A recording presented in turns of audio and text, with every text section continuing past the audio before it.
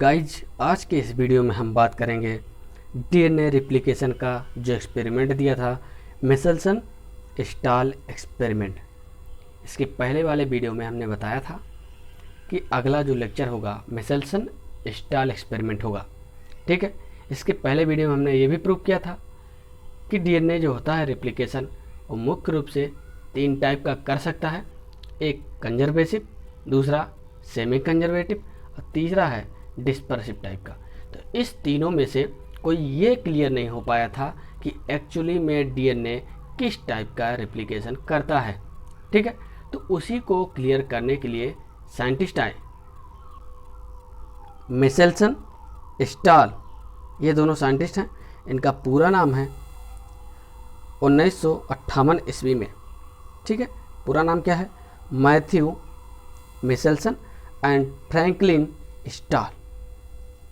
ठीक, इन्होंने अपना एक्सपेरिमेंट दिया और ये प्रूफ किया कि एक्चुअली डीएनए रेप्लिकेशन कैसे करता है। ठीक है, तो सबसे पहले आपको बताना चाहेंगे, सीधा फिगर पे लेके चलेंगे, फिगर के माध्यम से समझने की कोशिश करेंगे, उसके बाद पॉइंट पे हम आएंगे। ठीक है, इसको समझने के लिए आपको शॉर्टकट में मैं बता देता हूँ कि एक्चुअली में डीएनए रेप्लिकेशन कैसे करता है। ठीक, सेमी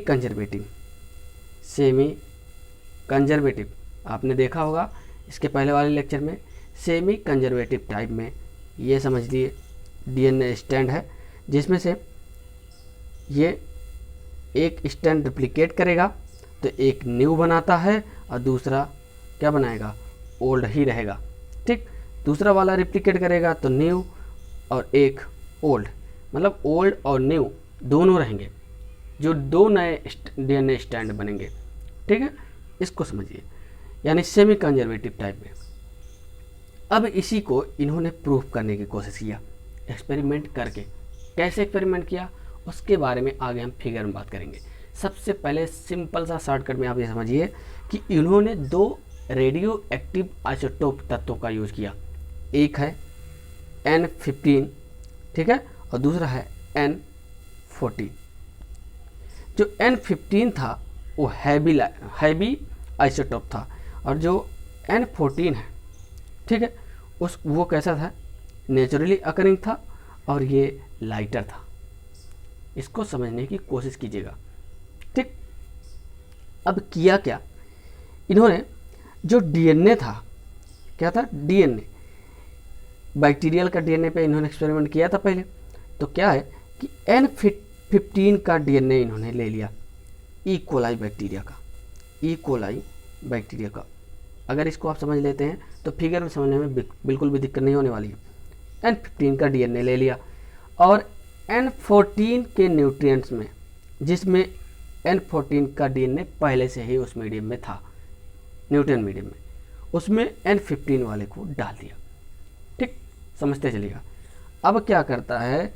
जो डीएनए है वो वहाँ पर रिप्लिकेट करता है न्यूट्रिएंट मीडियम में। N14 न्यूट्रिएंट मीडियम में क्या करेगा? रिप्लिकेशन करेगा। अब वहाँ जब रिप्लिकेट किया, समझिए ये है डीएनए। ओके, ये डीएनए हो गया। अब इससे 2 नए डीएनए का फॉर्मेशन होगा। इसको समझने की कोशिश कीजिएगा। एक ये हो गया और दूसरा हो गया ये। अब इसी को दूसरे कलर से आपको हम दिखाने की कोशिश करते हैं, ऐसे। ठीक है, आप समझिए।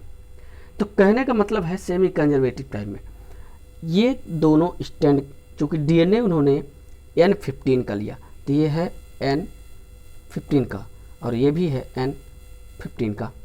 ठीक, आप समझिए। अब पहला स्टैंड रिप्लिकेट किया तो क्या बना है? एक ओल्ड है, एक स्टैंड कैसा है? ओल्ड है, और दूसरा स्टैंड कैसा है? न्यू है।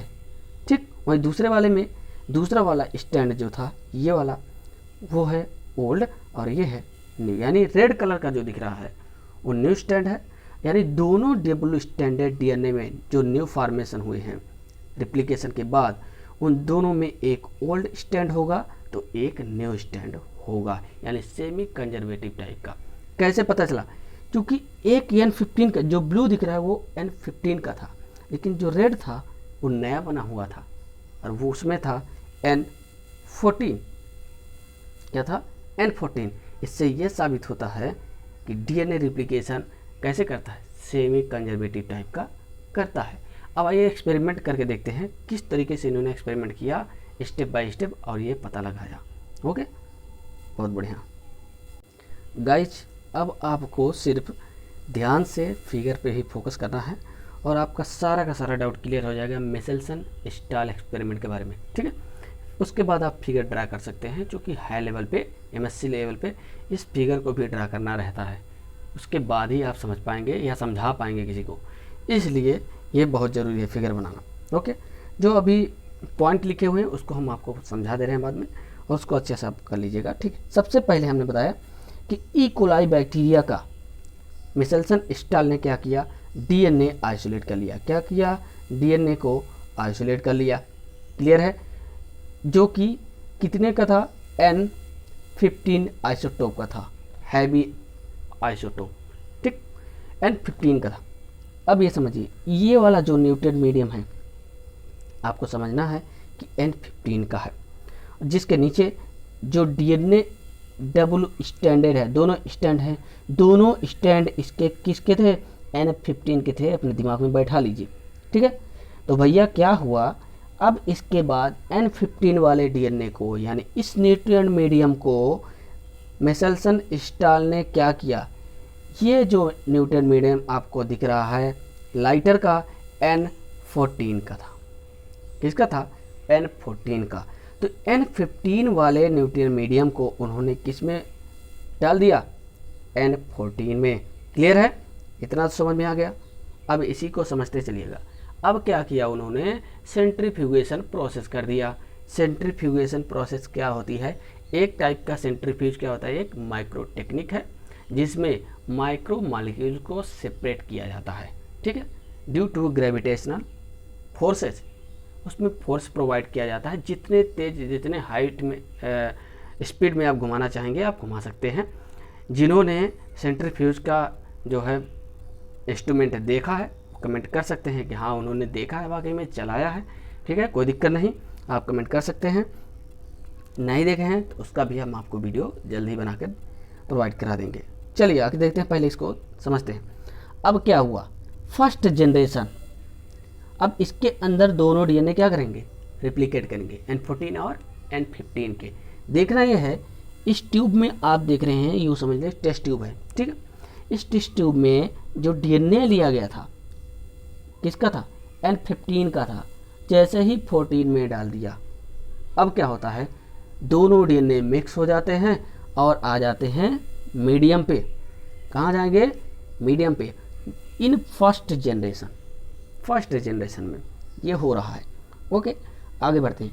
फर्स्ट जनरेशन में दोनों मीडियम में आ जाते हैं। मीडियम में आने का मतलब क्या है कि एक जो इसमें नए डीएनए डबल स्टैंडर्ड डीएनए बने हैं, ठीक है, नए बने हैं, उसमें एक ओल्ड है तो दूसरा न्यू है, और इस वाले में भी एक न्यू है तो दूसरा ओल्ड है। क्लियर है? इसीलिए दोनों सेंट्रल में आ जा रहे हैं। आगे बढ़ते हैं नेक्स्ट पॉइंट में। इसके आगे वाला जो फिगर होगा उससे और डाउट क्लियर हो जाएगा आपका, टेंशन मत लीजिए बिल्कुल भी। अब फिर से सेकेंड टाइम रिप्लिकेशन करेगी। जितने भी डीएनए होंगे जो बने हैं डबल स्टैंडर्ड, दो डीएनए का फॉर्मेशन हुआ है, वो फिर से रिप्लिकेशन करेगा। तो सेकेंड जनरेशन में क्या दिखाई देता है? अब आप सेकेंड जनरेशन में क्या देखते हैं कि यहाँ पर एक सेंट्रल में ही रह जाएंगे। सेंट्रल वाले में N15 और N14 दोनों आइसोटोप के डीएनए स्टैंडर्ड होंगे, लेकिन जो न्यू वाला बना था इस वाले के अंदर N14 का जो था उसकी बात कर रहे हैं।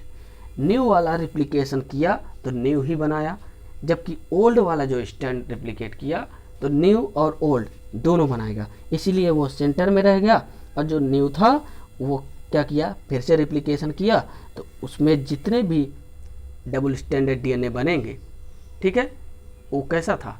N14 का सिर्फ था, यानी न्यू था। नहीं समझे? चलिए इसको समझने के लिए आप इस फिगर को देखिए, अब आपका डाउट होगा क्लियर। हमने कहा कि N15 का उन्होंने हाईवी आइसोटोप्स का क्या किया, डीएनए लिया, ठीक है, बैक्टीरिया का, ओके, इसमें उन्होंने डाल दिया। क्लियर। अब इसको प्रोवाइड कर दिया N14 न्यूट्रिएंट मीडियम में, किया कि नहीं किया, ठीक है। ये डीएनए रिप्लिकेशन करेगा, क्यों, क्योंकि इसका पहला स्टैंड भी और दूसरा स्टैंड दोनों रिप्लिकेट करेंगे, ठीक है। और N14 में डालते ही 2 नए डीएनए का फॉर्मेशन हो जाएगा। अब दोनों जो नए डीएनए डबल स्टैंडर्ड डीएनए बने, उसमें एक स्टैंड ओल्ड था और एक न्यू। देख लीजिए, ब्लू कलर का जो दिख रहा है वो न्यू है, जो रेड दिख रहा है वो ओल्ड है। इस डीएनए में भी आप देख लीजिए, जो रेड है वो क्या है, ओल्ड है, जो ब्लू है वो न्यू है। यानी न्यू जो होगा वो N14 आइसोटोप का होगा और जो रेड है वो N15 आइसोटोप का होगा। इससे ये पता चलता है कि डीएनए रिप्लिकेशन कैसे करता है, सेमी कंजर्वेटिव टाइप का रिप्लिकेशन करेगा। अब अगला स्टेप में ही दिक्कत हुई थी, इसलिए अगले वाले स्टेप को आप अच्छे से देखिए कैसे हुआ। अब सिर्फ एक को हम लेते हैं पहले, ठीक है, एक डबल स्टैंड डीएनए को लेते हैं। इसका जो ओल्ड स्टैंड है रेड वाला, रेड ने रिप्लिकेशन किया, चूँकि ओल्ड है तो उसमें हमेशा एक न्यू होगा तो एक ओल्ड होगा। क्लियर है। जो न्यू रिप्लिकेशन किया यानी N14 वाला, वो 2 डीएनए स्टैंड का फॉर्मेशन करेगा, यानी एक डीएनए का फॉर्मेशन करेगा डबल स्टैंडर्ड, उसमें दोनों स्टैंड कैसे होंगे, न्यू होंगे, ठीक है। और न्यू वाले कहाँ अरेंज हो रहे थे, अपर पोर्शन पे, टेस्ट ट्यूब के ऊपरी सतह पे अरेंज हो जा रहे थे, इसलिए यहाँ देखिए लिखा हुआ है। सेम उसी तरह इसमें भी होगा। ओल्ड वाला क्या करेगा, रिप्लिकेशन करेगा, ओल्ड और न्यू दोनों से लेस होगा, ठीक है, दोनों पाए जाएंगे। वहीं जो न्यू होगा वो रिप्लिकेशन करेगा, तो दोनों डबल स्टैंडर्ड डीएनए जो बनेंगे, एक में ओल्ड भी होगा और दूसरे वाले में सिर्फ न्यू होंगे। इसी तरीके से मिशेल्सन और स्टाल ने अपना एक्सपेरिमेंट दिया और प्रूव किया। अब आइए पॉइंट को देखते हैं। ओके, देखिए लिखा हुआ है, जो N15 और N14 की बात कर रहे थे वो अमोनियम क्लोराइड मीडियम होगा। न्यूट्रिएंट मीडियम किसका था, अमोनियम क्लोराइड का था, ठीक है। उसमें जो नाइट्रोजन है वो आइसोटोप है N15 और दूसरा N14 का है, इसलिए आपको याद रखना है कि न्यूट्रिएंट मीडियम क्या था, अमोनियम क्लोराइड का था। ओके, इसी तरीके से आप इसका स्क्रीनशॉट ले सकते हैं और नोट्स बना सकते हैं। इन्होंने अपने एक्सपेरिमेंट को क्या नाम दिया, देखिए दिया है सेडिमेंटेशन इक्विलिब्रियम सेंट्रीफ्यूगेशन, ठीक, एक ये प्रोसेस करते हैं। दूसरा है it is also called, also इसको क्या कहते हैं, बियॉन्ड डेंसिटी ग्रेडियंट सेंट्रीफ्यूगेशन, ये प्रोसेस करते हैं इस टेक्निक के अंतर्गत। ओके, पॉइंट में सेम उसी तरह है जिससे हमने बताया, सेम उसी तरह लिखा हुआ है।